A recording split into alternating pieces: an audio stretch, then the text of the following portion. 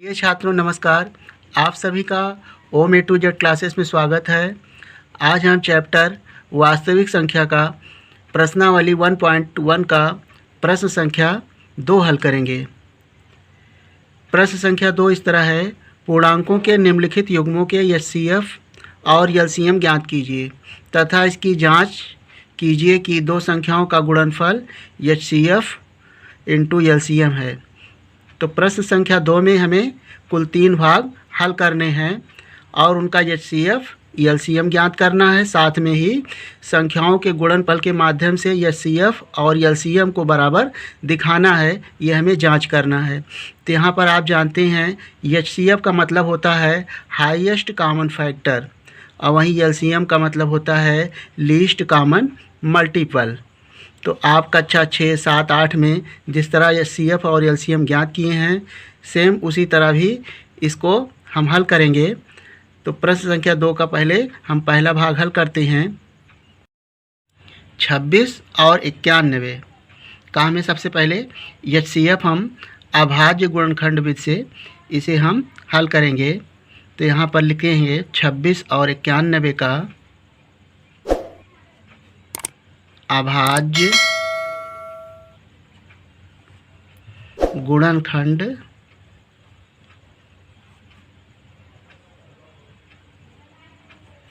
करने पर,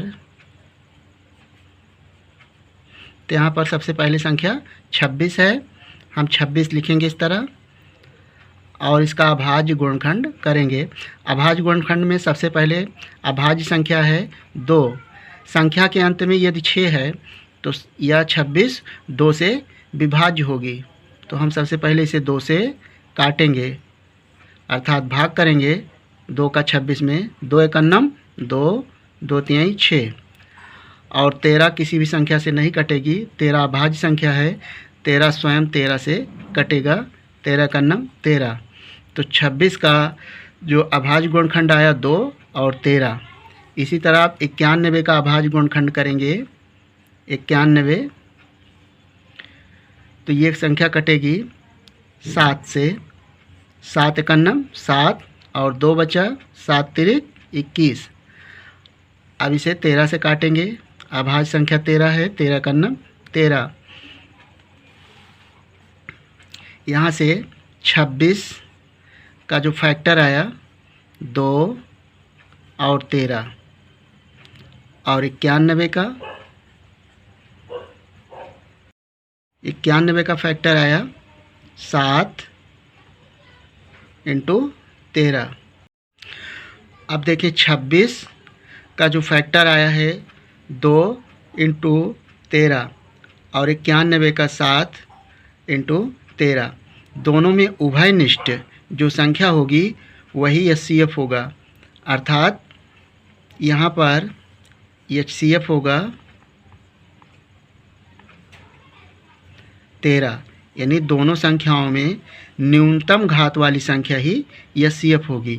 तो यहाँ पर 13 और 13 उभयनिष्ठ भी है, इसलिए यह एचसीएफ 13 आया। और एलसीएम इसका होगा एलसीएम, यहाँ से जो उभयनिष्ठ है हम उसे लिखेंगे अधिकतम घात इसमें सबकी 1 है, तो हम इसे क्रम से लिखेंगे 2 और फिर 7। गुणा करने पर 13 का 2 में गुणा करेंगे 13 दूना 26 और 26 को 7 से गुणा करें, यहाँ से इस तरह 26 गुणे 7, 7 छंग 42 और 7 दूनी 14, 4 18, 182 आया। तो 182 इसका एलसीएम आया इस तरह। तो हमसे जो है सबसे पहले एचसीएफ और एलसीएम पूछा गया था, तो एचसीएफ आया 13 या इसका एक आंसर आया और एलसीएम आया 182। आप अन्य विधि से भी एलसीएम ज्ञात कर सकते हैं, भाग विधि से। तो यहाँ से हम एचसीएफ और एलसीएम ज्ञात कर चुके हैं। अब हमें इसकी जांच करना है। संख्याओं का गुणनफल उसके यानी मासा और लासा यानी एचसीएफ और एलसीएम के बराबर है। तो यहाँ पर लिखेंगे जांच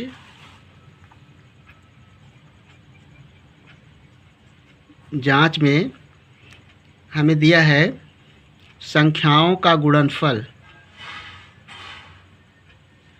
संख्याओं का गुणनफल बराबर HCF इंटू ELCM। इसकी सहायता से हमें इसकी सत्यता की पुष्टि करनी है। तो यहाँ पर संख्याओं का गुणनफल यानी पहली संख्या है 26, फर्स्ट संख्या है 26 और दूसरी संख्या है 91। HCF आया है 13 और LCM आया है 182। अब इन दोनों को गुणा करने पर और ये CF और LCM का गुणा कर जो है बराबर आना चाहिए। तो 26 और 91 का गुणा करेंगे। 26 ये रफ कार्य अलग आप कर लेंगे। 91 1 छक्के 6, 1 दूनी 2 और 9 छंग 54 के 4, 9 दूनी 18, 18 में 5 जोड़ेंगे तो हो जाएगा 23। जोड़ेंगे तो 6, 4 2 6 और ये 23 तो आएगा 23 66। अब इसका भी गुणा करें 182 का। तो यहाँ पर गुणा हम कर लेते हैं। 182 और 13 से गुणा करना है। 13 दूना 26 कि 6, 13 8 104 में 2 जोड़े 106 हासिल 10, 13 का नाम 13, 13 10 23। तो HCF और LCM का गुणा भी 23 66 आ गया, अर्थात जांच करने पर सत्य पाया गया। तो इस तरह से LHS यानी बायां पक्ष बराबर दायां पक्ष, RHS बराबर है। तो इस तरह से प्रश्न 2 का पहला भाग हल कर लिया गया।